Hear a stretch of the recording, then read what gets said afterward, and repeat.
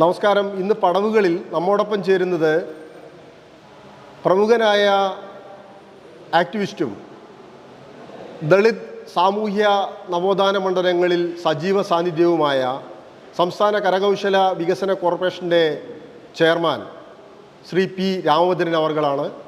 രാമഭദ്രൻ സാറിന് പടവുകളിലേക്ക് സ്വാഗതം. സാറേ നമസ്കാരം. നമസ്തേ. നമ്മൾ മുഖവുരയില്ലാതെ പറയട്ടെ, രാമഭദ്രൻ എന്ന് പറഞ്ഞു കഴിഞ്ഞാൽ കേരളത്തിലെ ദളിത് പ്രസ്ഥാന രംഗത്ത് വളരെ പ്രാമാണികത ഉള്ള ഒരാളാണ്. അതിനെക്കുറിച്ച് എന്താ അങ്ങയുടെ ഒരു നിരീക്ഷണം? ഇല്ല, അങ്ങനെ പ്രാമാണികതയൊന്നുമില്ല. ദളിത് സംഘടനാ രംഗത്ത് ഇന്ന് ജീവിച്ചിരിക്കുന്നതിൽ ഏറ്റവും മുതിർന്ന ഒരാൾ ഞാനാകാനാണ് സാധ്യത കാണുന്നത്. ഞാൻ 1970 മുതൽ വിദ്യാർത്ഥി രാഷ്ട്രീയം മുതലുണ്ട്. 72 മുതൽ പട്ടികജാതി പട്ടികവർഗ സംഘടനാ രംഗത്തുണ്ട്, സജീവമാണ്. അത് എൻ്റെ പിതാവ് കോൺഗ്രസിൻ്റെയും ഭാരതീയ അധികൃതവർഗ ലീഗിൻ്റെയും നേതാവും KPCC അംഗവും സ്വാതന്ത്ര്യ സമര സേനാനിയൊക്കെ ആയിരുന്ന A. പാച്ചൻ അദ്ദേഹത്തിന് നയിച്ച ഒരു കാൽനടയാത്രയുണ്ടായിരുന്നു.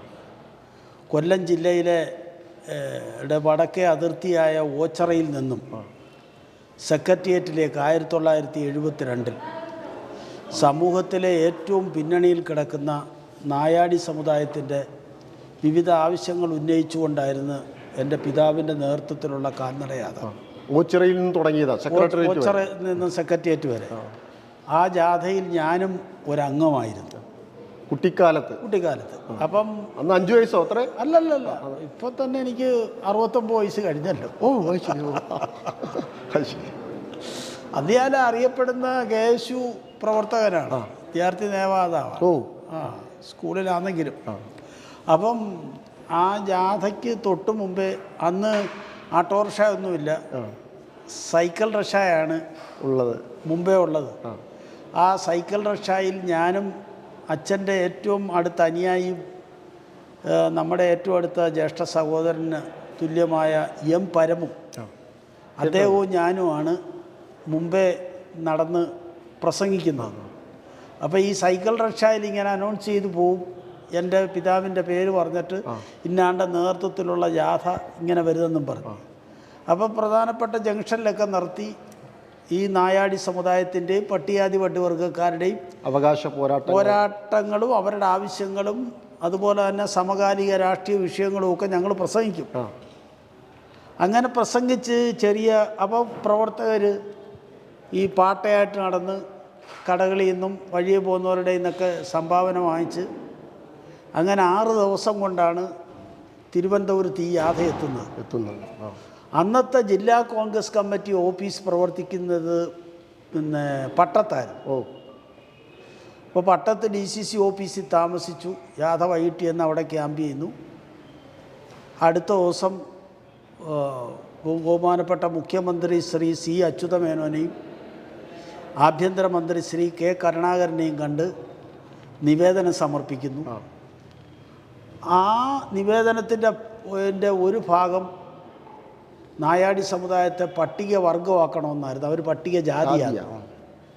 അതുപോലെ തന്നെ അവരുടെ സ്കൂളിൽ പഠിക്കുന്ന കുട്ടികൾക്ക് ലംസം ഗ്രാൻഡേ ഉള്ളായിരുന്നു, അത് മാറ്റി പട്ടികവർഗക്കാർക്കുള്ള പ്രതിമാസ സ്റ്റൈപ്പൻഡ് നടത്തണം.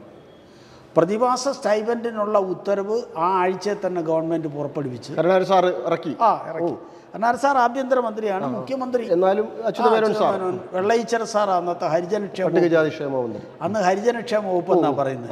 ഹരിജനക്ഷേമ വകുപ്പ് മന്ത്രി പാലക്കാട് ജില്ലക്കാരൻ വെള്ളയിച്ചര സാറാണ്. അപ്പോൾ അദ്ദേഹം അത് അനുകൂല തീരുമാനമുണ്ടായി. പിന്നെ ഇവരെ പട്ടികവർഗ ആനുകൂല്യം കിട്ടുന്നതിന് വേണ്ടി അതിൻ്റെ പുറകിന് നടന്ന് സെക്രട്ടേറിയറ്റിലും ഒക്കെ കയറി ഇറങ്ങി നടന്നത് ഞാനായിരുന്നു. അങ്ങനെ അവർക്ക് പട്ടികവർഗ ആനുകൂല്യം. യുവാവായിരിക്കുമ്പോൾ തന്നെ ഇത്തരം കാര്യങ്ങളിൽ വ്യാപൃതനായ ഒരു നേതാവാണ് രാമഭദ്രൻ എന്ന് പറയുന്നത്. യുവാവല്ല, കൗമാരക്കാരൻ. ആയിട്ടില്ല.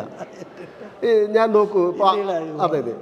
പിന്നീട് ഇപ്പം ഞാൻ അതൊരു രാഷ്ട്രീയ തുടക്കം കോൺഗ്രസ് പാർട്ടിയിലൂടെ നേതാവായി വന്ന് പിന്നീട് സാന്ദർഭികവശാൽ ചില സാഹചര്യ സമ്മർദ്ദങ്ങൾ മൂലം ഒരു പക്ഷേ ഇപ്പോൾ നിലനിൽക്കുന്നത് ഒരു ഇടതുപക്ഷ ശ്രേണിയിലാണ്. ആ ഒരു കാര്യം? അല്ല, ഞാൻ അടിസ്ഥാനപരമായി ഇപ്പോഴും കോൺഗ്രസ്സുകാരൻ തന്നെ. ഞാൻ ഇടതുപക്ഷം എന്ന് പറയാൻ കഴിയില്ല. ഇടതുപക്ഷത്തിൻ്റെ ഘടകകക്ഷിയോ ഒന്നും അല്ല KDF. അല്ല, KDF തീർത്തും സ്വതന്ത്ര സംഘടനയാണ്. കേരള ദളിത് ഫെഡറേഷൻ. കേരള ദളിത് ഫെഡറേഷൻ തീർത്തും സ്വതന്ത്ര സംഘടനയാണ്. അതിൻ്റെ സ്വതന്ത്ര സ്വഭാവം മാറ്റിയിട്ടില്ല. പക്ഷേ ബഹുമാന്യനായ മുഖ്യമന്ത്രി ശ്രീ പിണറായി വിജയൻ, ശ്രീ K കരുണാകരനെ പോലെ തന്നെ സാമൂഹ്യ സംഘടനകളെയൊക്കെ സഹകരിപ്പിച്ച് ചേർത്ത് പിടിക്കുന്ന ഒരു ഭരണാധികാരിയാണ്. തീർച്ചയായും. അത് മറ്റ് കമ്മ്യൂണിസ്റ്റുകാരിൽ ഞാൻ കണ്ടിരുന്നില്ല. അപ്പം ഞാൻ ഇപ്പം നമ്മുടെ M.M. ഗോവിന്ദൻ നായരെ പോലുള്ള നേതാക്കന്മാരൊക്കെ അങ്ങനെ ഉണ്ടായിരുന്നു. ഉണ്ടായിരുന്നു. പക്ഷേ അല്ലാത്ത ഒരു CPMൻ്റെ നേതൃത്വത്തിലുള്ള ഒരാൾ, സാധാരണ അവരുടെ ഒരു നിലപാടെന്ന് പറയുന്നത് എല്ലാം ഞങ്ങളുടെ പാർട്ടി, എല്ലാ കാര്യത്തിലും ഞങ്ങളുടെ പാർട്ടിയുടെ നയം എന്നുള്ളതാണ്. പക്ഷേ കേരളത്തിൻ്റെ ചുറ്റുപാടിൽ സാമൂഹ്യ സംഘടനകൾ അംഗീകരിക്കപ്പെടേണ്ടതാണെന്നും അവരുടെയും കൂടെ അഭിപ്രായം കേൾക്കണമെന്നും അവരുടെ ന്യായമായ കാര്യങ്ങൾ ചെയ്തു കൊടുക്കേണ്ടതാണെന്നും എന്നൊരു ബോധ്യം ഒരു CPM ഭരണാധികാരിയിൽ നിന്ന് ഞാൻ കണ്ടത് ശ്രീ പിണറായി വിജയനിൽ നിന്ന്. അതിനു മുമ്പ് ഞാൻ മുഖ്യമന്ത്രി ശ്രീ E.K. നായനാരും ഒക്കെ ആയിട്ട് നല്ല ബന്ധമായിരുന്നു. നല്ല ഒരുപാട് നിവേദനങ്ങളൊക്കെ അദ്ദേഹം മുഖ്യമന്ത്രി ആയിരിക്കുമ്പോൾ പോയി കൊടുത്തിട്ടുണ്ട്. അതുപോലെ ശ്രീ V.S. അച്യുതാനന്ദൻ മുഖ്യമന്ത്രി ആയിരിക്കുമ്പോൾ പോയി കാണാറുണ്ടായിരുന്നു. അദ്ദേഹവുമായിട്ട് നല്ല സൗഹൃദമായിരുന്നു. പക്ഷേ ഇങ്ങനൊരു നിലപാട് എടുത്തത് ശ്രീ പിണറായി വിജയൻ. നവോത്ഥാന സമിതി ആ ഒരു സാഹചര്യത്തിലാണ് അദ്ദേഹവുമായിട്ട് അടുത്ത ബന്ധം. ഈ നവോത്ഥാന സമിതിയുമായി ബന്ധപ്പെട്ടാണോ കൂടുതൽ ഒരു ബന്ധം സ്ഥാപിതമായത്? അതെ. അതായത് ശബരിമല സ്ത്രീ പ്രവേശന വിഷയം വന്നപ്പം സുപ്രീം കോടതിയുടെ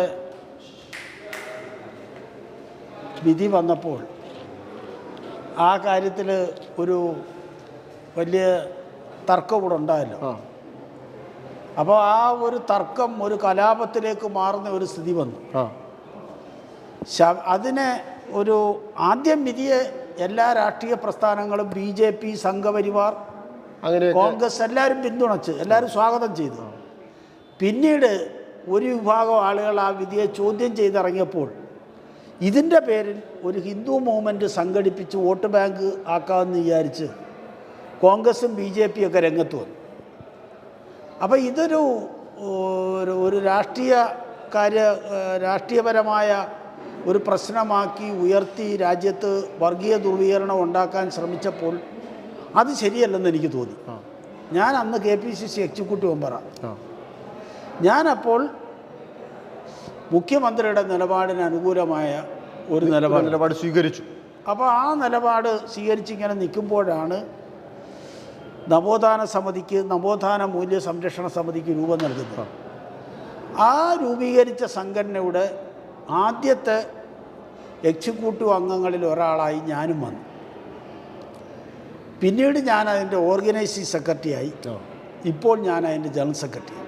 പുന്നലേക്ക് ഉണ്ടായിരുന്നല്ലോ അതിനകത്ത്. അദ്ദേഹം ഉണ്ടായിരുന്നു. ഈ നവോത്ഥാന സമിതിയുടെ ഒരു തുടർച്ച ഇപ്പോഴും നടക്കുന്നുണ്ടോ? വളരെ ശക്തമായിട്ടുള്ള പ്രവർത്തനം സംഘടനയുടെ ഉണ്ട്. ഇപ്പോൾ ഇലക്ഷൻ ആയതുകൊണ്ട് കുറച്ച് എല്ലാവരും മന്ദീഭവിച്ചില്ല. എല്ലാ ആളുകളും ഇലക്ഷൻ്റെ കാര്യത്തിലേക്ക് മാറിയല്ലോ. മാറിയപ്പോൾ അതിൻ്റെ പ്രവർത്തനം ഒന്ന് തൽക്കാലം നിന്നു എന്ന് മാത്രമേ ഉള്ളൂ. തെരഞ്ഞെടുപ്പ് റിസൾട്ട് വന്ന ഉടനെ നവോത്ഥാന സമിതിയുടെ സംസ്ഥാന സെക്രട്ടേറിയറ്റും അംഗസംഘടനകളുടെ സംസ്ഥാന തല യോഗവും വിളിച്ചു ചേർത്ത് നവോത്ഥാന സമിതിയെ കൂടുതൽ ശക്തമാക്കി മുന്നോട്ട് കൊണ്ടുപോകും.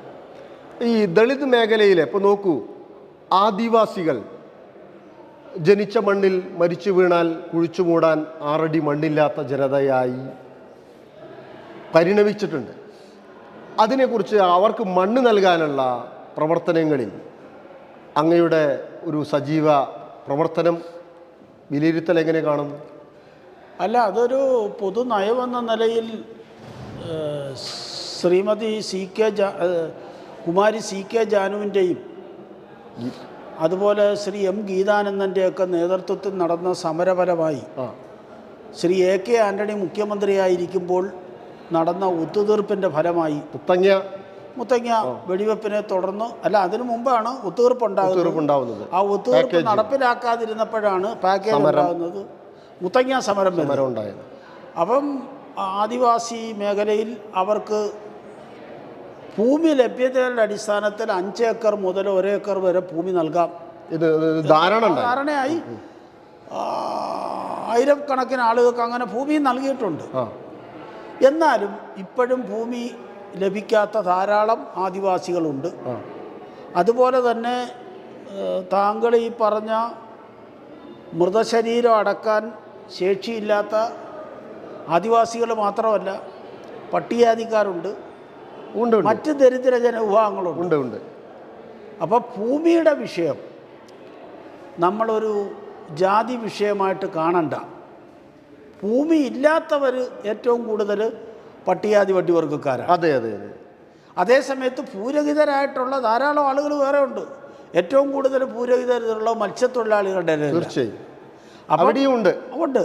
അപ്പോൾ ഈ ഭൂപ്രശ്നം സമഗ്രമായ ഒരു ഭൂപരിഷ്കരണത്തിലൂടെ, ഒരു 2ാം ഭൂപരിഷ്കരണത്തിലൂടെ നടപ്പിലാക്കണം എന്നുള്ളതാണ് കേരള ദളിത് ഫെഡറേഷന്റെ നിലപാട്. ഒരു 2ാം ഭൂപരിഷ്കരണ സമരത്തിന് KDF തയ്യാറാവുന്നുണ്ടോ? അല്ല, നമ്മൾ നിരവധി സമരങ്ങൾ ഈ കാര്യത്തിൽ നടത്തിയിരുന്നു. ഈ 2ാം ഭൂപരിഷ്കരണം എന്ന് പറയുന്നുണ്ടെങ്കിൽ തന്നെ ചില കമ്മ്യൂണിസ്റ്റുകാർക്ക് കാളെ കണ്ട വിരളി പോലെ 2ാം ഭൂപരിഷ്കരണം എന്ന് പറഞ്ഞാൽ ആദ്യത്തെ ഭൂപരിഷ്കരണത്തിന് നിഷ്പ്രഭമാക്കുക, അട്ടിമറിക്കുക എന്നുള്ള ഉദ്ദേശിക്കുന്നില്ല വെച്ച് ചില ആളുകൾ. അതുകൊണ്ട് 2ാം ഭൂപരിഷ്കരണം എന്നുള്ള പേര് വേണ്ട, വേറെ എന്തെങ്കിലും പേര് കൊടുത്താലും വേണ്ടിയില്ല, ഭൂമി കിട്ടണം. ഭൂരഹിതരായ മുഴുവൻ ആളുകൾക്കും ഭൂമി കിട്ടണം. അങ്ങനെ ഭൂമി കിട്ടണമെങ്കിൽ നിഷ്ക്രിയമായി കിടക്കുന്ന നമ്മുടെ തോട്ടങ്ങളുണ്ട്, പ്ലാന്റേഷൻസ്, അത് പിടിച്ചെടുക്കണം. എത്രയോ കൊല്ലങ്ങളായിട്ട് അവിടുത്തെ തൊഴിലാളികൾ ഉൾപ്പെടെയുള്ള ആളുകൾക്കും മറ്റുള്ളവർക്കും അത് പ്ലാന്റേഷൻ തുടർന്നു കൊണ്ടുപോകാൻ പറ്റുന്നെങ്കിൽ അത് ചെയ്യണം. പറ്റുന്നില്ലെങ്കിൽ അവിടെ മറ്റ് കൃഷിക്കുള്ള അവസരം അപ്പം നമ്മുടെ ഉൽപ്പാദനം വർദ്ധിപ്പിക്കാൻ കഴിയും, ഭൂരഹിതർക്ക് ഭൂമി കിട്ടും. അതുകൊണ്ട് ആ രീതിയിൽ കൂടി ഭൂപരിഷ്കരണം കുറേ കൂടി കാര്യക്ഷമവും ശക്തവുമാക്കണം എന്നുള്ളതാണ് നമ്മുടെ നിലപാട്. വളരെ കൃത്യമായ നിലപാടാണ് രാമഭദ്രൻ എന്ന് പറയുന്ന KDF നേതാവ് ഉയർത്തുന്നത്. തൻ്റെ നിലപാടുകളിൽ നിന്നും ഒരിഞ്ച് പുറകോട്ടില്ലാതെ സന്ധിയില്ലാ സമരം ചെയ്യാൻ തന്നെ ത്രാണിയുള്ള ഒരു നേതാവായി ദളിത് മൂവ്മെൻറ്റിൽ സജീവത പുലർത്തുന്ന നേതാവാണ് രാമഭദ്രൻ. ഞാൻ അങ്ങയുടെ വേറൊരു കാര്യം ചോദിക്കട്ടെ. ഇപ്പോൾ കരകൗശല വികസന കോർപ്പറേഷൻ പരമ്പരാഗത തൊഴിലാളികൾ വളരെ അധികം ബഹിഷ്കൃതരും പുറമ്പോക്കിലും ആയി ജീവിക്കപ്പെടുന്ന ഒരു സാഹചര്യമുണ്ട്. അതിന് കരകൗശല വികസന കോർപ്പറേഷൻ്റെ പരമ്പരാഗത മേഖലയിൽ എന്തെങ്കിലും കൈത്താങ്ങുകൾ ഉണ്ടോ? 1968 കരകൗശല വികസന കോർപ്പറേഷൻ തുടങ്ങുന്നത്. ഞാൻ ചെയർമാനായി വരുമ്പം കരകൗശല വികസന കോർപ്പറേഷൻ്റെ 60% വിൽപ്പന കൺസൈൻമെൻ്റ് എന്ന നിലയിൽ വിറ്റിട്ട് പൈസ കൺസൈൻമെൻറ്റ് സപ്ലൈ പുറത്തുള്ളവർ കൊണ്ടുവന്ന് ഞങ്ങളുടെ ഷോറൂമുകളിൽ വെച്ച് വിൽക്കുക എന്നുള്ളതായിരുന്നു. അത് യഥാർത്ഥത്തിൽ അത് 100% കരകൗശല വസ്തുക്കളായിരുന്നില്ല. അത് ഈ കോർപ്പറേഷൻ ഒരു ശാപമാണെന്ന് മനസ്സിലാക്കി ഞാനും അന്ന് MD ആയിരുന്ന ശ്രീ KS അനിൽകുമാറും കൂടെ ചർച്ച ചെയ്ത് ബോർഡിൻ്റെ അംഗീകാരത്തോടുകൂടി അത് നിർത്തി സ്വദേശികളായ കരകൗശല കലാകാരന്മാർ നിർമ്മിക്കുന്ന കരകൗശല വസ്തുക്കൾ വാങ്ങിച്ച് വിപണനം ചെയ്യാൻ എല്ലാ ശാഖകളിലും വിതരണം ചെയ്ത് അന്ന് ആളുകൾ പറഞ്ഞ് ഞാൻ കോർപ്പറേഷൻ പൂട്ടിക്കാൻ നടക്കുകയാണ്. കാരണം ഈ കൺസൈൻമെൻറ്റ് നിർത്തിയാൽ ഇത് പൂട്ടിപ്പോവും, ആർക്കും ഗുണം ഉണ്ടാകത്തില്ല. ഇവിടെ സാധനങ്ങൾ കോർപ്പറേഷൻ്റെ ഉണ്ടാകത്തില്ല, ശൂന്യമായി കിടക്കുമെന്ന് പറഞ്ഞു. അത് നോക്കട്ടെന്ന് പറഞ്ഞിട്ട് കരകൗശല സാധനങ്ങൾ സപ്ലൈ ചെയ്യുന്നവരുടെ ഒരു സമ്മേളനം വിളിച്ചു കൂട്ടി. കൊല്ലത്തോ? അല്ല, നമ്മുടെ ഹെഡ് ഓഫീസിൽ കോൺഫറൻസ് ഹാൾ, വലിയ കോൺഫറൻസ് ഹാളാണ്. കരകൗശല വികസന കോർപ്പറേഷൻ്റെ ചരിത്രത്തിൽ ആദ്യമായിട്ടാണ് അങ്ങനൊരു കോൺഫറൻസ് വിളിച്ചു കൂട്ടുന്നത്. ഇവർ കൊണ്ടുവരുന്ന സാധനം വാങ്ങിക്കും, കാശുണ്ടേ കൊടുക്കും, ഇല്ലേ കടം പറയും. ആ രീതിയിൽ പോയിരുന്നത് മാറി അവരുടെ ഒരു സമ്മേളനം വിളിച്ചു കൂട്ടിയിട്ട് അവരുടെ എല്ലാ പരാതികളും കേട്ടു. ഈ കഴിഞ്ഞ ആഴ്ചയിലും കൂടി, ഞാൻ ചെയർമാനായതിനു ശേഷം 3 സമ്മേളനങ്ങൾ അങ്ങനെ കൂടി. ഈ സംരംഭകരുടെ സംരംഭകർ അല്ലെങ്കിൽ കൈത്തൊഴിലുകാരെ സാധനങ്ങൾ സംഭരിച്ച് കോർപ്പറേഷന് വിതരണം ചെയ്യുന്ന ആർട്ടിസാൻമാരുടെ സമ്മേളനം വിളിച്ചു കൂട്ടി അവരുടെ കാര്യങ്ങൾ കേട്ട് അവരുടെ കാര്യങ്ങൾക്ക് പരിഹാരം ഉണ്ടാക്കി അവരുടെ ഉൽപ്പന്നങ്ങൾ തന്നെ നേരിട്ട് വാങ്ങിക്കാൻ തുടങ്ങി. കരകൗശല ഉൽപ്പന്നങ്ങൾ അത് കൂടുതലും നമ്മുടെ കേരളത്തിൻ്റെ തനത് ഉൽപ്പന്നങ്ങൾ തന്നെയാണ്.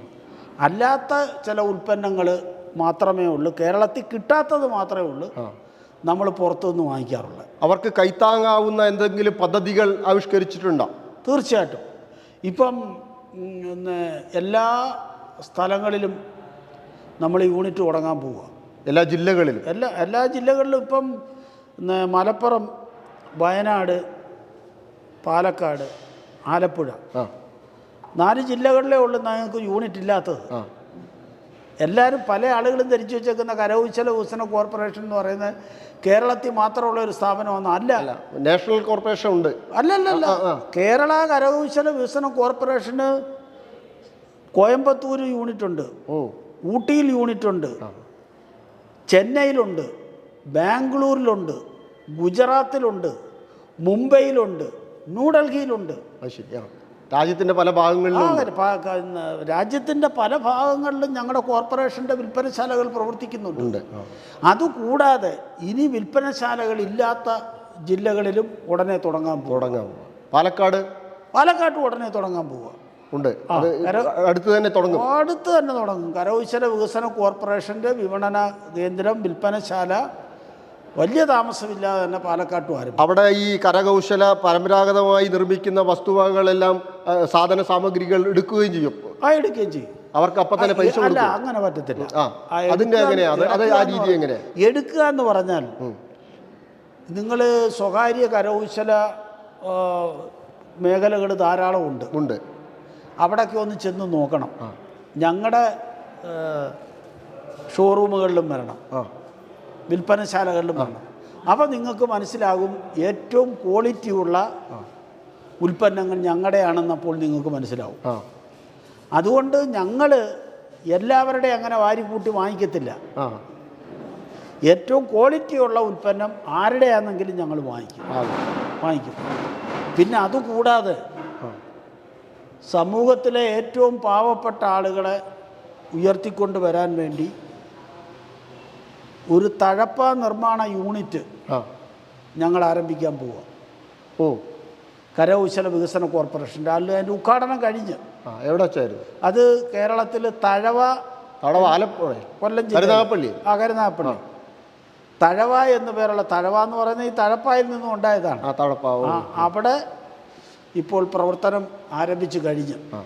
അത് പുതിയ തലമുറയ്ക്ക് വേണ്ടി ട്രെയിനിങ് ഷൂട്ടൊക്കെ ഉണ്ടോ? ട്രെയിനിങ് ഉടനെ തുടങ്ങാൻ പോവുക. അവിടുത്തെ പഞ്ചായത്ത്, ഗ്രാമപഞ്ചായത്ത് ഭരണസമിതിയും ബന്ധപ്പെട്ട വകുപ്പുകളും എല്ലാം നല്ല സഹായമാണ് ചെയ്യുന്നത്. അതിന് ഫണ്ട് നൽകുന്നത് പട്ടികജാതി വികസന വകുപ്പാണ്. അപ്പോൾ ഈ 30 ലക്ഷം രൂപ ഇതിനോടകം കഴിഞ്ഞു. ഞാൻ നോക്കൂ. അപ്പോൾ അങ്ങനെയാണെങ്കിൽ ഈ SCP ഫണ്ടുകൾ, നേരത്തെ പട്ടികജാതി വികസന വകുപ്പിൻ്റെ ഫണ്ടാണല്ലോ, ഈ ഫണ്ടിൻ്റെ പ്രായോജകർ, അതിന് ഗുണഭോക്താക്കൾ പട്ടികജാതിക്കാരാണെന്ന് ഉറപ്പുവരുത്താൻ കരകൗശല വികസന കോർപ്പറേഷന് തയ്യാറാവുന്നുണ്ടോ? അല്ലാതെ അത് ഉറപ്പുവരുത്തും. അത് പട്ടികജാതി വികസന വകുപ്പാണ് പരിശോധിക്കുന്നത്. അതിൻ്റെ ഗുണഭോക്താക്കളെ, അവിടെ ജോലിയെടുക്കാൻ വരുന്നവരെ, ട്രെയിനിങ് കിട്ടാൻ വരുന്നവരെയൊക്കെ ഇൻ്റർവ്യൂ നടത്തിയെടുക്കുന്നത് പട്ടികജാതി ഓഫീസർ ഉൾപ്പെടെയാണ്. ഞങ്ങളാരും അതിനകത്ത് ഇടപെടത്തില്ല. ഞങ്ങൾ ഇതിനുള്ള പശ്ചാത്തല സൗകര്യങ്ങൾ ചെയ്തു കൊടുക്കത്തേ ഉള്ളൂ. അത് 100% ഉറപ്പുവരുത്തും ചെയർമാൻ എന്നുള്ളതിലേക്ക്. അതെ, എന്നിട്ടേ മുന്നോട്ട് പോകും. അത്രയേ ഉള്ളൂ. ഇപ്പോൾ ഈ പരമ്പരാഗതമായ തൊഴിലാളികൾ, അതിൻ്റെ നടത്തിപ്പ് CMD ആണ്, സെൻറ്റർ ഫോർ മാനേജ്മെൻറ്റ് ഡെവലപ്മെൻ്റ് ആണ്, ഗവൺമെൻറ് ഏജൻസിയാണ്. അവരാണ് അതിൻ്റെ നടത്തിപ്പ്. പട്ടികജാതി വികസന വകുപ്പിൻ്റെയും തദ്ദേശ ഭരണ വകുപ്പിൻ്റെയും ഇംപ്ലിമെന്റിംഗ് ഏജൻസി CMD ആണ്. ഞങ്ങൾക്ക് കാര്യമൊന്നുമില്ല. ഒന്നുമില്ല. നിങ്ങൾ ഇങ്ങനെ അതിന്റെ ഒരു കോർഡിനേഷൻ വർക്ക് മാത്രം. അതിന് ഒരു സൗകര്യം ഒരുക്കി, ഏകോപനം, ഒരു പ്ലാറ്റ്ഫോമാണ്. ഒരു പ്ലാറ്റ്ഫോം ഉണ്ടാക്കി. പാവപ്പെട്ട ഈ ആളുകളെ കൈത്തൊഴിൽ ചെയ്ത് ജീവിക്കുന്ന ഇവരെ ഉദ്ധരിച്ചു കൊണ്ടുവരണം, ഇവർക്ക് തൊഴിലവസരം കിട്ടണം. പിന്നെ ആളുകൾ ഇപ്പം ഒരുപാട് പരമ്പരാഗതത്തിലേക്ക് പോകുന്നുണ്ടല്ലോ, ആ നിലയിലും അതിന് നല്ല പ്രോത്സാഹനം കൊടുക്കാൻ കഴിയും. ഇപ്പോൾ ഒരു ദളിത് ആക്ടിവിസ്റ്റ് അത് കൂടാതെ അതിനോടൊപ്പം തന്നെ ഈ തഴപ്പായുടെ കൂടെ തന്നെ ഈറ, മുള, ബാമ്പു, ചൂരൽ, ബാമ്പു ഉൽപ്പന്നങ്ങൾ കൊണ്ട് കൊട്ട, മുറം, വട്ടി, ചട്ടിയൊക്കെ നിർമ്മിക്കുന്ന, മുറമൊക്കെ ഉണ്ടാക്കുന്ന അവരുടെ യൂണിറ്റുകൾ രൂപീകരിച്ച് അവരുടെ ഉൽപ്പാദനം തുടങ്ങാൻ പോവുക. ഇവിടെ പാലക്കാട് വളരെ സജീവമാണത്. അതെ. പാലക്കാട് മുണ്ടൂര് എന്ന് പറയുന്ന സ്ഥലത്ത് ഈറ്റ തൊഴിലാളികൾ തന്നെ ഒരു ഗ്രാമമുണ്ട്. അതെ, അറിയാം. മുണ്ടൂര്. അതെ. അവിടെയൊക്കെ രാമചന്ദ്രൻ സാറിനൊക്കെ വളരെ ഇടപെടാൻ പറ്റുന്ന ഒരു മേഖലയാണ്. തീർച്ചയായിട്ടും. അവിടെ ഒരു മുള ഗ്രാമമുണ്ട്. മുള എന്ന് പറയുന്ന ഒരു സാംസ്കാരിക സൊസൈറ്റി തന്നെ ഉണ്ട് അവിടെ പാലക്കാട്. അതിൻ്റെ ഒരു സുഹൃത്ത്, അതിൻ്റെ ഒരു സെക്രട്ടറി രാജൻ എന്ന് പറയുന്ന ഒരാളാണ്, രാജൻ മാഷ്. വളരെ സജീവമായി ഇടപെടുന്ന ആളാണ്. ഈറ്റ തൊഴിലാളികളെ സംഘടിപ്പിച്ചുകൊണ്ട് ഈ മുള എന്ന് പറയുന്ന സാംസ്കാരിക പ്രസ്ഥാനം തന്നെ ഉണ്ട്. ഞാനതിനൊരു പരിപാടിക്ക് പോയിരുന്നു. അപ്പോൾ അത് ഒന്ന് നോട്ട് ചെയ്താൽ നന്നാവും. വളരെയധികം കാര്യപ്രാപ്തിയുള്ള കുറേ അധികം വട്ടി, മുറം, കൊട്ട അതെല്ലാം ഉണ്ടാക്കുന്ന ആളുകൾ. ഞാൻ ഒരു ദിവസം അവിടെ പോവാം. അത് അദ്ദേഹത്തിൻ്റെ ഫോൺ നമ്പർ ഞാൻ തരാം, സാറിന് തരാം. ഇവിടെ ഇപ്പോൾ ഈ ഞാൻ നമ്മുടെ ഒരു സാമൂഹ്യ വിഷയത്തിലേക്ക് വരാം. ദളിത് സംഘടനകളുടെ അതിപ്രസരമാണോ അതോ ദളിത് മുന്നേറ്റം പ്രാപ്യമാവാതെ വരുന്നത് എന്ന് അങ്ങയുടെ നിരീക്ഷണം എങ്ങനെ? ഒരുപാട് സംഘടനകളുണ്ട്. ഇവരെയൊക്കെ ഒന്ന് ഒരു ഐക്യപ്പെടാൻ ഒരുപാട് തടസ്സങ്ങളുണ്ട്. എന്താ അതിനെക്കുറിച്ച് ഒരു ദളിത് നിരീക്ഷകൻ എന്നുള്ളത്? അല്ല, താങ്കൾ പറഞ്ഞത് ശരിയാണ്. ദളിത് സംഘടനകളുടെ ബാഹുല്യം അവസാനിപ്പിക്കാൻ വേണ്ടിയാണ് കൊച്ചു കൊച്ചു സംഘടനകളെ ചേർത്ത് ഞങ്ങൾ കേരള ദളിത് ഫെഡറേഷന് രൂപം നൽകിയത്. 1997 രൂപം നൽകുന്നതാണ്. അതിൽ ചില ഈ വ്യക്തികളായിട്ട് പ്രസ്ഥാനമെന്ന നിലയിൽ വന്നു ചേർന്ന പലരും കടലാസ് സംഘടന അന്ന് പിൽക്കാലത്ത് ബോധ്യപ്പെട്ടു. കാരണം ഇതിൻ്റെ മീറ്റിംഗ് തുടങ്ങുമ്പോൾ അവരുടെ അടുത്ത് പറയും, നിങ്ങളുടെ സംഘടനയിലുള്ള ആളുകളെ ഇന്നിടത്ത് നമ്മുടെ ജില്ലാ യോഗമുണ്ട്, അവിടെ കൊണ്ടുവരണമെന്ന് പറഞ്ഞാൽ കൊണ്ടുവരാനില്ല, ആളില്ല. അതുകൊണ്ട് ദലിത് മൂവ്മെൻ്റ് ഒന്നും കൂടെ തകർന്നിട്ടില്ല. ധാരാളം കടലാസ് സംഘടനകൾ ഉണ്ടായിട്ടുണ്ട്. അതൊക്കെ കടലാസ് കോട്ടകളാണ്. അതുമാത്രമല്ല, സോഷ്യൽ മീഡിയ കൂടുതൽ ശക്തിപ്പെട്ടതോടുകൂടി വാട്സാപ്പിലും ഫേസ്ബുക്കിലും ഒക്കെ ഇങ്ങനെ എഴുതിയിടും, ആ സംഘടന ഈ സംഘടന എന്നൊക്കെ. അതൊന്നും വലിയ കാര്യമാക്കേണ്ട കാര്യമില്ല. അതേസമയത്ത് ദലിത് ഒരു ശക്തമായ ദലിത് മൂവ്മെൻറ്റ് കേരളത്തിൽ നടക്കാത്തതിൻ്റെ 2 കാരണങ്ങളിൽ ഒരെണ്ണം, ഇന്ത്യയിലെ ഏത് സംസ്ഥാനം എടുത്തു നോക്കിയാലും കേരളം വളരെ മുന്നിലാണ്. ഒരു കാരണം അതാണ്, പരമ്പരാഗതമായിട്ടുള്ള സാമൂഹ്യ നവോത്ഥാനത്തിൻ്റെ പ്രസ്ഥാനങ്ങളുടെ ഒരുപാട്. അതിപ്പം മാറിയിട്ട് ഓരോ വിഭാഗത്തിൻ്റെയും ആവശ്യങ്ങളായി. ഓരോ സമുദായത്തിനും അനവധി സംഘടനകളുണ്ട്. നമ്മൾ ഈ സംസാരിച്ചുകൊണ്ടിരിക്കുമ്പോഴും ചിലപ്പോൾ സംഘടന ജനിക്കുകയായിരിക്കും. അതെ, കറക്റ്റ്. അതാണ് കേരളത്തിലെ ദലിതരുടെ ഒരു പ്രധാന ദുര്യോഗം. സംഘടിക്കാൻ കഴിയുന്നില്ല. അസംഘടിതരാണ്, പക്ഷെ ഐക്യപ്പെടാൻ കഴിയുന്നില്ല. ഐക്യപ്പെടുന്നില്ല. ഓരോ ദിവസവും ഓരോ സംഘടനകൾ ഉണ്ടാകുക. ആ സംഘടനകൾ ഉണ്ടാകുന്നതിന് നമുക്ക് എങ്ങനെ കുറ്റം പറയാൻ പറ്റും? ആ സംഘടന മോശമായതുകൊണ്ടാണ് ഞങ്ങൾ ആ സംഘടന വിട്ടത്. അതുകൊണ്ടാണ് ഞങ്ങൾ പുതിയ സംഘടന രൂപീകരിക്കുന്നത് എന്നാണ് വാദമുഖം പറയുന്നത്. പക്ഷേ അത് ഫലത്തിൽ കേരളത്തിലെ ദലിതരുടെ ശക്തിയെ വിഘടിപ്പിക്കുന്ന ഒന്നായി മാറുന്നു എന്നുള്ളത്. നയപരമായ തെറ്റുണ്ടേ ആ നയം തിരുത്താൻ നമ്മൾ പറഞ്ഞാൽ പോരാ. തീർച്ചയായും ആ നയം ഒരിക്കലും തിരുത്തത്തില്ല എന്ന് കണ്ടാൽ പുതിയ സംഘടന രൂപീകരിക്കുന്നതിന് തെറ്റൊന്നുമില്ല.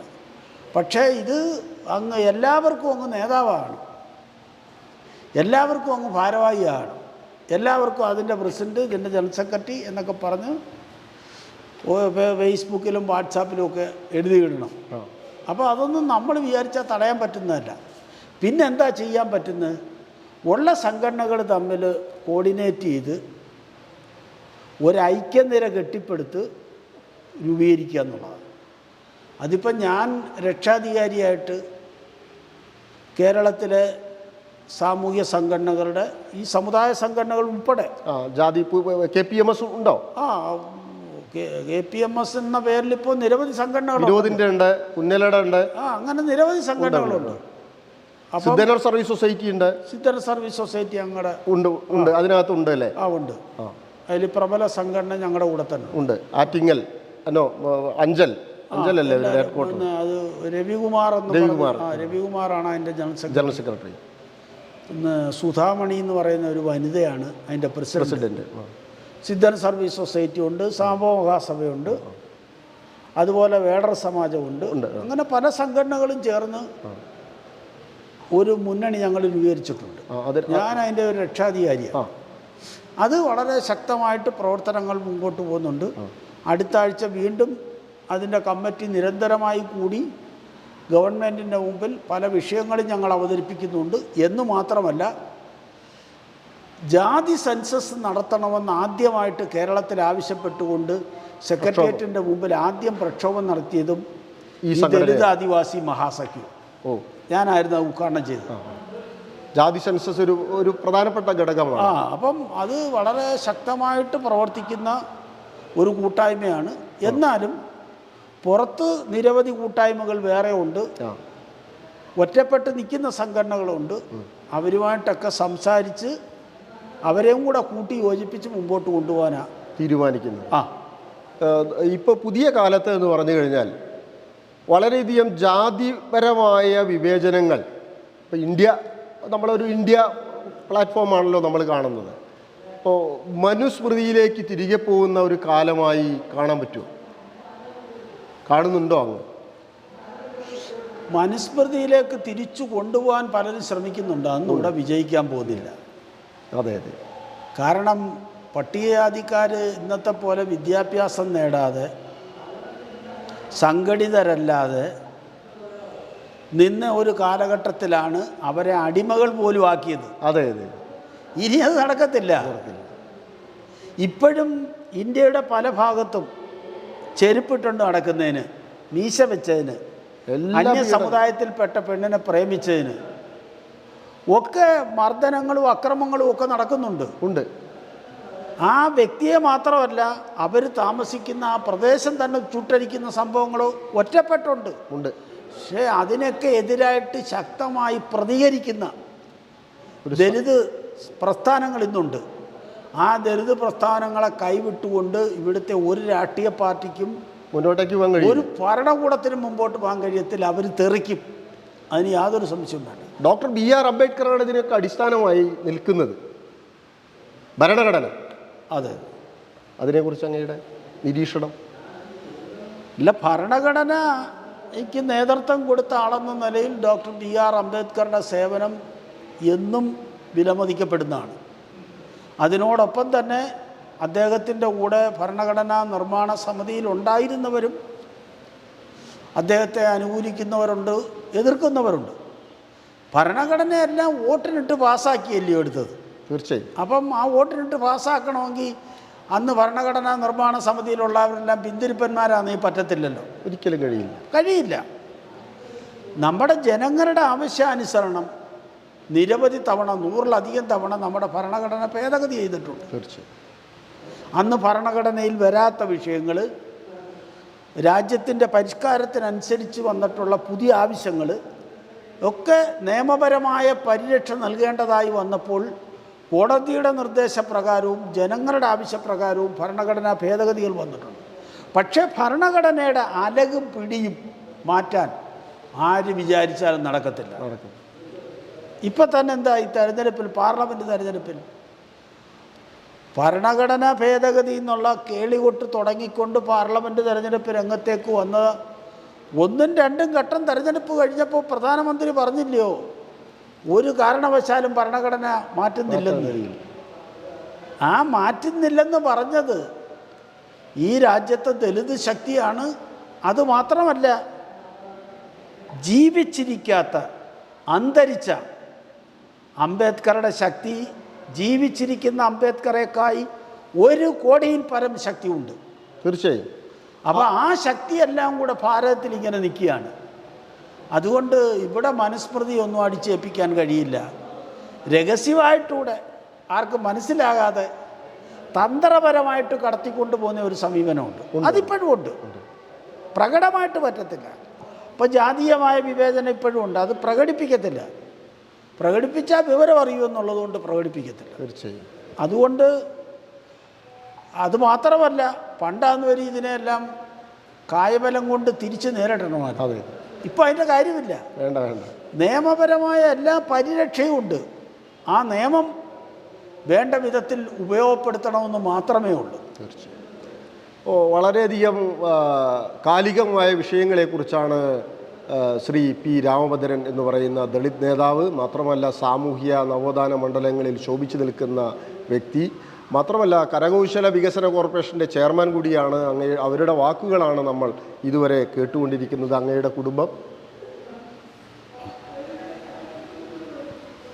ഞാൻ അവിവാഹിതനാണ്. ഓ, എൻ്റെ കുടുംബം എന്ന് പറയുന്നത് അങ്ങയുടെ ബലം നമ്മുടെ ജനമാണ്. എൻ്റെ കുടുംബം എന്ന് പറഞ്ഞാൽ ഇന്നിപ്പോൾ ഇവിടെ ഷൊർണൂർ നിയോജകമണ്ഡലം സമ്മേളനം, അതല്ല എൻ്റെ കുടുംബമാണ്. കേരളത്തിലെ മുഴുവൻ ജനങ്ങളും എൻ്റെ കുടുംബമാണ്. വസുദൈവ കുടുംബക, ലോകമേ തറവാട്. ഞാൻ കേരള ദലിത് ഫെഡറേഷൻ എന്ന് പറയുന്ന സംഘടന രൂപീകരിച്ച് കൊണ്ട് നടക്കുന്നത് ഞാൻ പ്രതിനിധാനം ചെയ്യുന്ന ഞങ്ങളുടെ സമൂഹത്തിൽ എല്ലാ തരത്തിലും പിന്നണിയിലായതുകൊണ്ടാണ്. ആ സ്ഥാനത്ത് മറ്റൊരു സമുദായമായിരുന്നവർ ഞാൻ അവരുടെ സംഘടനയെ രൂപീകരിക്കത്തുള്ളായിരുന്നു. അല്ലാതെ ജാതി സംഘടനയല്ല രൂപീകരിച്ചത്. ബ്രാഹ്മണനും ക്രൈസ്തവനും മുസ്ലിമിനും ബാക്കിയുള്ളവർക്കും ഞങ്ങൾക്ക് തത്തുല്യമായിട്ടുള്ള പ്രശ്നങ്ങളുണ്ടെങ്കിൽ ഞാൻ അവരുടെ സംഘടനയെ രൂപീകരിക്കത്തുള്ളൂ. അതുകൊണ്ടാണ് KDF അവരുടെ വിഷയങ്ങളിലും ഇടപെടുന്നത്. ദലിത് ക്രൈസ്തവരുടെ ഞങ്ങൾക്ക് മതപരമായ ഒരു വ്യത്യാസവുമില്ല. ദലിത് മുസ്ലിങ്ങളുടെ കാര്യത്തിൽ ഇടപെടാറുണ്ട്. ബ്രാഹ്മണരോ നായരോ ആര് വന്നാലും, ക്രിസ്ത്യാനിയോ ആര് വന്നാലും അവരുടെ കാര്യങ്ങളിൽ ഇടപെടാറുണ്ട്. ഞങ്ങൾക്ക് ജാതി വിവേചനമില്ല. അപ്പോൾ രാമഭദ്രൻ എന്ന് പറയുന്ന അങ്ങ് മർദ്ദിതരുടെയും ചൂഷിതരുടെയും പീഡിതരുടെയും ഒപ്പം ഏത് സദാസമയവും നടക്കാൻ സന്നദ്ധനാണ് എന്നാണോ? യാതൊരു അംശം വേണ്ട. ആകെ രാത്രി 11 മണി മുതൽ മാക്സിമം രാവിലെ 6 മണി വരെ ഉറങ്ങുന്ന സമയം ഒഴിച്ചാൽ ബാക്കി എല്ലാ സമയവും ചെറുപ്പം മുതലേ ഇതിനു വേണ്ടി മാറ്റി. സദാസമയവും അച്ഛൻ്റെ പാത പിന്തുടർന്നു. അച്ഛനൊരു സ്വാതന്ത്ര്യ സമര സേനാനി എന്ന് സൂചിപ്പിച്ചു. ഏത് കാര്യത്തിനും, ഏത് ആവശ്യത്തിനും, ഏത് സമുദായക്കാരനും, ഏത് മതക്കാരനും ഏത് നിമിഷവും എന്നെ ബന്ധപ്പെടാം. സദാസമയവും മൊബൈൽ തുറന്നു കിടക്കുക. നമ്മളെ കൊണ്ട് എന്തെങ്കിലും ചെയ്യാൻ പറ്റുമെങ്കിൽ ചെയ്തിരിക്കുന്നതിന് യാതൊരു അഭിപ്രായ വ്യത്യാസമില്ല. അവിടെ ജാതിയില്ല, മതമില്ല, ഒന്നുമില്ല. അതെൻ്റെ നാട്ടിൽ വന്ന് ചോദിച്ചാൽ, കരുനാഗപ്പള്ളി വന്ന് ചോദിച്ചാൽ പറയും. ഒരു ജാതിയില്ല, ഒരു മതവും ഇല്ല, ഒന്നുമില്ല. എന്തുകൊണ്ട് കേരള ദലിത് ഫെഡറേഷൻ രൂപീകരിച്ച്? അങ്ങ് പേര് തന്നെ സ്വീകരിച്ച എന്താ? ദലിത്, ചിതറിയവരാണ്. അതെ, അതൊരു ജാതി നാമമല്ല. സ്കാറ്റേർഡ് ഫാമിലിയാണ്, സ്കാറ്റേർഡ് പീപ്പിൾസ്. അതെ അതെ.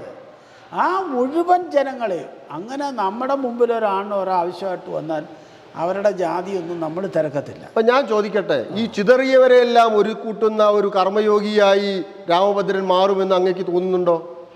അല്ല, മാറുമെന്ന് തോന്നാനെന്തോ, ഞാനാണല്ലോ ചെറുപ്പം പോലെ ഞാൻ അങ്ങനെ തന്നെ. അങ്ങനെയാണ്. എനിക്ക് പൊതുപ്രവർത്തനം എന്ന് പറയുന്നത്, ചിലർ സന്യാസം എന്ന് പറയുന്ന പോലെ ഞാനും ആ പൊതുപ്രവർത്തന രംഗത്തെ ഒരു സന്യാസിയാണ്. വളരെ സാർത്ഥകമായ ജീവിതം. പൊതുപ്രവർത്തന രംഗത്തെ സന്യാസി വര്യനാണ്. ദളിതുകളെ ഏകോപിപ്പിക്കുന്നതിൽ പി രാമഭദ്രൻ കാണിക്കുന്ന പ്രാമുഖ്യമെന്നുകൂടി നമ്മൾ ഓർക്കണം പ്രേക്ഷകർ. എൻ്റെ ജീവിതം അതിന് സമർപ്പിച്ചതാണ്. എനിക്ക് യാതൊരു ജീവിതത്തിൽ യാതൊരു രഹസ്യമില്ല, ഒറ്റ രഹസ്യമില്ല. സുതാര്യമാണ്. ഒരു രഹസ്യവുമില്ല. ഞാൻ ഫോണിൽ തന്നെ സംസാരിക്കുന്നത് ഓൺ ചെയ്ത് ലൗഡ് സ്പീക്കർ ഇട്ടാണ്. കേൾക്കേണ്ടവർ കേൾക്കട്ടെ അല്ലേ? എനിക്ക് ഒരു രഹസ്യവും പറയാനില്ല. എൻ്റെ ഭാഗത്ത് തെറ്റുണ്ടെങ്കിൽ അവർ പറയുന്ന ബാക്കിയുള്ളവർ കേൾക്കട്ടെ. നമ്മുടെ യജമാനന്മാർ പൊതുജനങ്ങളാണ്, നമ്മൾ വിമർശിക്കട്ടെ. ഡോക്ടർ BR അംബേദ്കർ യജമാനെ കുറിച്ച് ഒരു വാക്ക് പറഞ്ഞു. തെറ്റുണ്ടെങ്കിൽ തിരുത്താൻ നമ്മൾ തയ്യാറാണ്. പക്ഷെ ഭീഷണിയുടെ മുമ്പിൽ നമ്മൾ മുട്ടുമടക്കത്തില്ല. തെറ്റ് തിരുത്താം. ഭീഷണി ആരറയ്ക്കാലും വില പോവില്ല. വില പോകത്തില്ല. അപ്പോൾ ഭീഷണിക്ക് മുന്നിൽ പതറാത്ത ഒരു ചങ്കുറപ്പുണ്ട്. എന്തായാലും വലിയ ചങ്കുറപ്പെന്ന് പറയുന്നത് മനസ്സ്. മനസ്സാണ്. ഭീഷണി എന്ന് പറഞ്ഞാൽ നിങ്ങൾ ആരെയും ഭീഷണിപ്പെടുത്താൻ പോകുന്നില്ല, ഇങ്ങോട്ടൊട്ട് വരും വേണ്ട എന്നാ പറയുന്നത്. അല്ലേ? നമ്മളൊരു മനുഷ്യനെയും ഭീഷണിപ്പെടുത്തത്തില്ല. നമ്മൾ അഭ്യർത്ഥിക്കാറുണ്ട്, അപേക്ഷിക്കാറുണ്ട്, നിർദ്ദേശിക്കാറുണ്ട്. അത് ആരായാലും കേട്ടില്ലെങ്കിൽ നമ്മൾ അംഗീകരിക്കത്തില്ല, യാതൊരു അംശവും വേണ്ട. അപ്പോൾ ഞാൻ ഇപ്പം എന്തുകൊണ്ട് പിന്നെ ബഹുമാനപ്പെട്ട പിണറായി വിജയനെ അംഗീകരിക്കുന്നു എന്ന് ചോദിച്ചാൽ, സാധാരണക്കാരായ ജനങ്ങളുടെ പ്രശ്നങ്ങൾ അദ്ദേഹത്തിൻ്റെ അടുത്ത് എന്ന് പറയാം. അദ്ദേഹം അത് ശ്രദ്ധാപൂർവം കേൾക്കുന്നുണ്ട്. പരിഹരിക്കാൻ പറ്റുന്ന പരിഹരിക്കുന്നുണ്ട്. എല്ലാം പരിഹരിക്കാൻ പറ്റാത്തതെന്ന് പറയുന്ന കേരളത്തിൻ്റെ സാമ്പത്തിക പ്രതിസന്ധിയാണ്. സാമ്പത്തിക പ്രതിസന്ധി ഒരു തടസ്സമാണ്, വലിയൊരു തടസ്സമാണ്. അല്ലെങ്കിൽ ഇതെല്ലാം പരിഹരിക്കും. ശ്രീ പിണറായി വിജയന് ജാതി വിവേചനമൊന്നുമില്ല. അദ്ദേഹം എല്ലാ ജാതി മതസ്ഥ ജാതി പറയുന്ന തന്നെ അദ്ദേഹത്തിന് ഇഷ്ടമല്ല. പുള്ളി അതിന് ചെവി കൊടുക്കത്തുമില്ല. അങ്ങനെ ഒരു നേതാവ് തന്നെയാണ്. യാതൊരു അംശമില്ല. അദ്ദേഹം ഇതെല്ലാം കഷ്ടപ്പാടും ദൈനംദിനമൊക്കെ വളർന്ന് കണ്ടും കേട്ടും വളർന്ന ഒരു മനുഷ്യനാണ്, വളർന്നു വന്ന ഒരാളാണ്. അതുകൊണ്ട് അത് മനസ്സിലാവുന്ന നേതാവ് തന്നെയാണ് കേരളത്തിലെ മുഖ്യമന്ത്രി. എന്തായാലും കുറേ നേരം സംസാരിക്കണമെന്നുണ്ടായിരുന്നു. അങ്ങേക്ക് മറ്റൊരു പരിപാടി ഉള്ളത് കൊണ്ടാണ് നമ്മളിവിടെ സമർപ്പിക്കുന്നത്. വീണ്ടും സഹോദരനെ അല്ലെങ്കിൽ അങ്ങയെ വിളിക്കും. നമുക്ക് കാണണം. തീർച്ചയായും നമുക്ക് പല കാര്യങ്ങളും ചർച്ച ചെയ്യാനുണ്ട്. തീർച്ചയായും നമ്മൾ രാഷ്ട്രീയ കാര്യങ്ങൾ ചർച്ച ചെയ്തില്ല. ഒരുപാട് പറയാൻ വളരെ പരിമിതപ്പെടുത്തിക്കൊണ്ട് അതെ എൻ്റെ ജീവിതത്തിലേക്ക് ഒരു ചെറിയ എത്തിനോട്ടം മാത്രമാണ് നടത്തിയത്. അത്രയേ ഉള്ളൂ. അതും തികഞ്ഞിട്ടില്ല. നമുക്കറിയാം, ഒരുപാട് വിശാലമാണ് നമ്മുടെ സമയത്തെ. കേരളത്തിൻ്റെ സാമൂഹ്യ രാഷ്ട്രീയ മണ്ഡലവുമായി ഇഴയിച്ചേർന്ന് അതിനായി ജീവിതം സമർപ്പിച്ചിട്ടുള്ള ഒരാളെന്ന നിലയിൽ വലിയ മഹാന്മാരായ നേതാക്കന്മാരുമായിട്ടുള്ള ബന്ധവും സൗഹൃദവും ഞാൻ ഒരുപാടുണ്ട് ഉണ്ടായിരുന്നുകൊണ്ട് കേരളത്തിൻ്റെ ചരിത്രത്തിൻ്റെ പല കാര്യങ്ങളും തീർച്ചയായും അനുഭവത്തിൽ നിന്നും 1970 മുതലുള്ളത് അനുഭവത്തിൽ നിന്നും എനിക്ക് പറയാൻ കഴിയും. നമുക്കൊരു 2-3 എപ്പിസോഡിൽ പറഞ്ഞാൽ തീരാത്തത്ര ഉണ്ട്. എന്തായാലും നിങ്ങൾ മലബാർ ന്യൂസ് ചാനലുകാർ തീർച്ചയായും എന്നെ സമീപിച്ചതിൽ എനിക്ക് അതിയായ സന്തോഷമുണ്ട്. Thank you. പ്രത്യേകിച്ച് എന്നെ ഇൻ്റർവ്യൂ നടത്തിയ താങ്കൾ തീർച്ചയായും കേരളത്തിൻ്റെ നവോത്ഥാന ചരിത്രത്തിൽ വലിയ ഒരു പങ്ക് വഹിച്ച, അദ്ദേഹം തിരുവനന്തപുരത്ത് വന്ന കാലം മുതൽ എൻ്റെ സുഹൃത്തായിരുന്നു. ഡോക്ടർ എം കുഞ്ഞാമൻ പറയാറുണ്ട്, എന്നെ വിളിക്കുമ്പോഴെല്ലാം പറയും. എം കുഞ്ഞാമൻ. അദ്ദേഹവും അദ്ദേഹത്തിൻ്റെ കുടുംബത്തിലെ ഒരാളാണെന്ന് അറിഞ്ഞതിൽ എനിക്ക് അതിയായ സന്തോഷമുണ്ട്. ഞാൻ ശ്രീ കുഞ്ഞാമൻ്റെ വേർപാട് ദിവസം ആ അന്ത്യകർമ്മങ്ങളിലും ഞാൻ പങ്കെടുത്തു. ആ ഭൗതിക ശരീരം പിടിച്ചുകൊണ്ടുപോകുന്ന അതിനകത്ത് ഒരു കൈ എൻ്റെയും ഉണ്ടായിരുന്നു. ശാന്തി കവാടത്ത് വീട്ടിൽ. അതെ, ഒരുപാട് കാര്യങ്ങളിൽ ഞാൻ അദ്ദേഹത്തോട് വിയോജിച്ചിരുന്നു. എങ്കിലും കൂടുതൽ കാര്യങ്ങളിലും യോജിപ്പായിരുന്നു. തീർച്ചയായും അദ്ദേഹത്തിൻ്റെ മണ്ണിൽ വന്ന് നിൽക്കുമ്പോൾ, അദ്ദേഹത്തിൻ്റെ ഈ പാലക്കാട് വന്ന് നിൽക്കുമ്പോൾ അദ്ദേഹത്തെ ഒന്ന് ഓർക്കുന്നത് നന്നായിരിക്കുമെന്നുള്ളത് കൊണ്ടാണ് ഞാനത് പറഞ്ഞത്. വലിയ സന്തോഷം, വലിയ സ്നേഹമുണ്ട് ആ കാര്യത്തിൽ. അങ്ങനെയാണ്. വലിയ മനുഷ്യനായിരുന്നു, ആരുടെയും മുമ്പിൽ തല ഉരിക്കാത്ത, ഇന്ത്യയിൽ പലതും ആകാൻ കഴിയാവുന്ന അത്രയും വ്യക്തിപ്രഭാവം ഉണ്ടായിരുന്ന ആളാണ്. പക്ഷേ ആരുടെ മുമ്പിലും മുട്ടുകുത്തത്തില്ല. എങ്കിലും അദ്ദേഹത്തോട് പല കാര്യങ്ങളിലും എനിക്ക് വിയോജിപ്പുണ്ടായിരുന്നു. അത് അദ്ദേഹത്തിന് തന്നെ അറിയായിരുന്നു. അറിയാം, എന്നോട് പറഞ്ഞിട്ടുണ്ട് പല കാര്യങ്ങൾ. എനിക്കറിയാം. അദ്ദേഹം അങ്ങനെ ആരുടെയും ഒരു ഔദാര്യങ്ങളൊന്നും സ്വീകരിക്കാത്ത ഒരു പ്രകൃതമായിരുന്നു. താല്പര്യമില്ലായിരുന്നു എല്ലാ രാഷ്ട്രീയക്കാരും. അവിടെ കേരള ദലിത് ഫെഡറേഷൻ്റെ നിരവധി പരിപാടികളിൽ ഡോക്ടർ കുഞ്ഞാമൻ പങ്കെടുത്തിട്ടുണ്ട്. വിലപ്പെട്ട നിർദ്ദേശങ്ങൾ നൽകിയിട്ടുണ്ട്. പാർട്ടി സംസ്ഥാന സെക്രട്ടറി എം വി ഗോവിന്ദൻ മാഷ് വന്നിരുന്നു, ഞാൻ ഉണ്ടായിരുന്നു കൂടെ. കേരളം കണ്ട ഏറ്റവും പ്രധാനപ്പെട്ട സാമ്പത്തിക വിദഗ്ധരിൽ ഒരാളായിരുന്നു ഡോക്ടർ കുഞ്ഞാമൻ. അതെ, പാവപ്പെട്ട ജനങ്ങളുടെ ഹൃദയമിടിപ്പറിയാവുന്ന സാമ്പത്തിക വിദഗ്ധനായി. തീർച്ചയായും രമേശ് ചെന്നിത്തല സാറ് വന്നിരുന്നു, പന്തളം ഉണ്ടായിരുന്നു. എല്ലാവരുമായിട്ടും നല്ല സൗഹൃദമായിരുന്നു, എല്ലാ ആളുകളുമായിട്ടും എല്ലാവരും. എന്തായാലും കൂടുതൽ നമുക്ക് സംസാരിക്കണം. ഞാൻ അങ്ങയെ ഒരു ദിവസം നമുക്ക് വിളിക്കാം, സൗകര്യപ്രദമായ ഒരു ദിവസം നമുക്ക് വീണ്ടും കാണാം. എന്തായാലും നമ്മുടെ പ്രേക്ഷകർക്ക്, നമ്മുടെ ദളിത് സമൂഹത്തിന് എങ്ങനെയുടെ ഒരു അഭിപ്രായം എന്താ നിർദ്ദേശിക്കാനുള്ളത്? എന്തെങ്കിലും പറയാനുണ്ടോ അവരോട്? അല്ല, ഞാൻ ഒരു ദിവസം ഫോണിൽ ഈ ചാനൽ ശ്രദ്ധിച്ചിരുന്നു. വളരെ നന്നായിട്ട് പ്രവർത്തിക്കുന്നതാണെന്ന് എനിക്ക് ബോധ്യപ്പെട്ടു. തീർച്ചയായും ഇന്ന് ധാരാളം ചാനലുകളുണ്ട്. പരസ്യങ്ങൾ നടത്തിയവ നടത്താൻ പറ്റും, കുറ്റമൊന്നുമല്ല. ഒരു ചാനലിനും പരിപൂർണമായി സ്വതന്ത്രമായി പോകാൻ പറ്റത്തില്ല. ഒരു കാര്യം നിങ്ങൾ മനസ്സിലാക്കണം, കേരളത്തിലെ എല്ലാ ആളുകളെയും ഉയർത്തിക്കൊണ്ടുവരുന്ന ഈ നേതാക്കന്മാരെയൊക്കെ സൃഷ്ടിക്കുന്നത് മാധ്യമങ്ങളാണ്. എന്നാൽ ദലിത് വിഭാഗത്തെ ഒരു മാധ്യമവും നേതാവാക്കിയിട്ടില്ല. തീർച്ചയായും അവരുടെ ദാരിദ്ര്യവും പട്ടിണിയും പങ്കപ്പാടും മാത്രം പ്രസിദ്ധീകരിക്കാനാണ്, സംപ്രേഷണം ചെയ്യാനാണ് ആഗ്രഹിക്കുന്നത്. തീർച്ചയായും അവരുടെ കഴിവുകളോ അവരുടെ പ്രാപ്തിയോ അവരുടെ മഹത്വമോ ആരും ചെയ്യുന്നില്ല. അത്തരം മേഖലയിലേക്ക് നിങ്ങൾ കടന്നു ചെല്ലണം. തീർച്ചയായും ഈ പാവപ്പെട്ട ജനതയെ നെഞ്ചുറപ്പോടുകൂടി നട്ടല് നിമർന്നു നിന്ന് മുമ്പോട്ട് പോകാനുള്ള ആർജവും നിങ്ങൾ പകർന്നു നൽകണം. അതിന് നിങ്ങളുടെ ചാനലിന് എല്ലാവിധ പിന്തുണയും കേരള ദലിത് ഫെഡറേഷൻ്റെ ഉണ്ടായിരിക്കും എന്ന് പറഞ്ഞുകൊണ്ട് ഈ ചാനലിൻ്റെ എല്ലാ പ്രേക്ഷകർക്കും നന്മകൾ നേരുന്നു. അഭിവാദ്യങ്ങൾ. ജയ് ഭാരത്. Thank U.